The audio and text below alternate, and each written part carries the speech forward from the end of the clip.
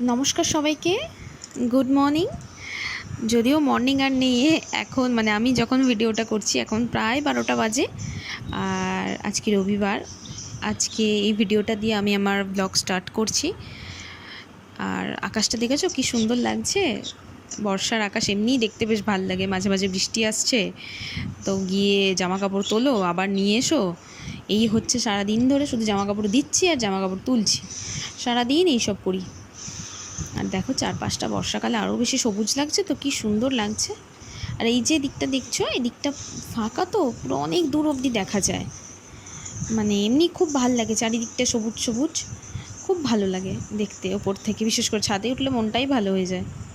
আর আরেকটা কথা বলবো তোমাদের, যেহেতু আমার প্রথম, আমি হয়তো অত ভালোভাবে কথা বলতে পারবো না, অত ভালোভাবে ভিডিও করতে পারবো না, তো তোমরা একটুখানি ক্ষমা করে দিও আমাকে, নিজের মতো করে চেষ্টা করব ভালো করার। তো আমি ভিডিওটা স্টার্ট করব আমাদের বাড়ির কুলদেবী মা জগদ্ধাত্রী মায়ের মন্দির দিয়ে। তো এটা মা জগদ্ধাত্রী মায়ের আমাদের মন্দির, আমাদের বাড়িতেই, আমার বাড়ির মধ্যেই মন্দিরটা, আমাদের বাড়ির মধ্যেই মন্দিরটা। তো আমি তোমাদের চলো ভিতরটা এবার দেখানোর চেষ্টা করি বাইরে থেকে। একদিন তোমাদের ভিতর থেকেও দেখাবো। আমি আজকে চাবিটা আনিনি, তবে একদিন নিশ্চয়ই তোমাদের ভিতর থেকে দেখাবো। দেখো এখন শুধু মেটটাই পড়ে আছে, এখন পুজো হতে তো কিছুদিন দেরি আছে, তো এখনও ঠাকুর গড়া হয়নি, তো শুধু মেটটাই আছে এখন। চলুন এবার যাওয়া যাক রান্নাঘরের দিকে। এবার তো খাবার দাবার কিছু বানাতে হবে, শুধু তো আর তোমাদের সাথে গল্প করলে হবে না। দেখা যাক কি বানাই আজকে। তাহলে চলে এলাম রান্নাঘরে। আজ যেহেতু রবিবারের সকালবেলা, সেহেতু আজকে আর জলখাবারে মুড়ি খাবো না। আজকে আমাদের সবার দাবি যে আজকে অন্য কিছু একটা করতেই হবে। তো মা সেরকম বললো যে তাহলে কী করা যায় না, আজকে তাহলে মায়ের মতো করে চিড়ের পোলাও রান্না করবে। তো দেখো এইভাবে চিড়েটাকে 8 ঘন্টা মতো ভিজিয়ে রেখেছে। এটা কিন্তু পাতা চিড়ে নয়, এটা কিন্তু ভোগের চিড়ে।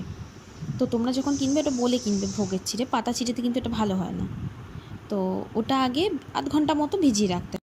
দেখো প্রথমে কড়ার মধ্যে তেল দিয়ে আগে এতে কিছু চিংড়ি মাছ আমি ভেজে নেব। তোমরা হয়তো ভাবছো যে চিড়ের পোলাওতে আবার চিংড়ি মাছ, কিন্তু সত্যি এটা খেতে খুবই ভালো লাগে, খেয়ে একবার ট্রাই করে দেখতে পারো। তো চিংড়ি মাছটা দিয়েছি, চিংড়ি মাছটা অল্প ভেজে এভাবে কুচি কুচি করে দিলে না চিংড়ি মাছটা ভালো আরও মিশে যায়। তো এইভাবে কুচি কুচি করে দেবে, দিয়ে চিংড়ি মাছটা ভেজে আমি তুলে নিয়েছি। তারপর এতে ওই তেলের মধ্যেই তুমি প্রথমে একটুখানি বাদাম ভেজে নিয়েছি, বাদামগুলো ভেজে নেওয়ার পর ওতে একটু অল্প কিছু কিশমিশ ভেজে নিয়েছি। কিশমিশটা দেখো এইভাবে ভেজে নিতে হবে, কিশমিশটা দেখবে ভাজলে না একটুখানি ফুলে ফুলে যায়। তো কিশমিশটা ভাজা হয়ে গেলে এভাবে তুলে নিয়েছি আমি, দেখো একটা ডিশের মধ্যে। এবার ওই যে বাকি তেলটা রয়েছে ওর মধ্যে একটুখানি অল্প একটু জিরে ফোড়ন দিয়েছি। জিরে ফোড়ন দেওয়ার পর ওতে পেঁয়াজটা দিয়ে দিচ্ছি।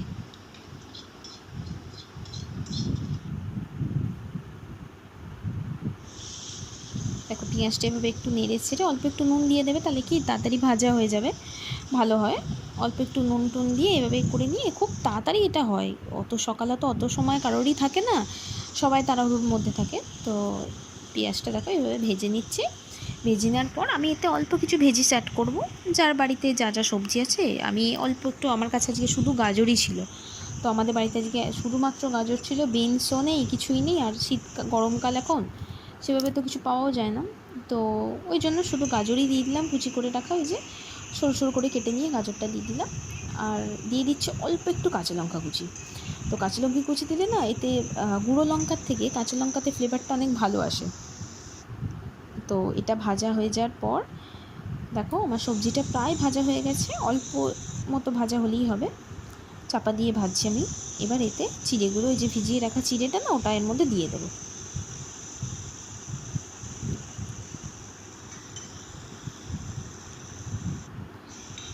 এবার দেখো, এবার যে আমি ভেজে রেখেছিলাম ওই যে সব এগুলো, চিংড়ি মাছ, তারপরে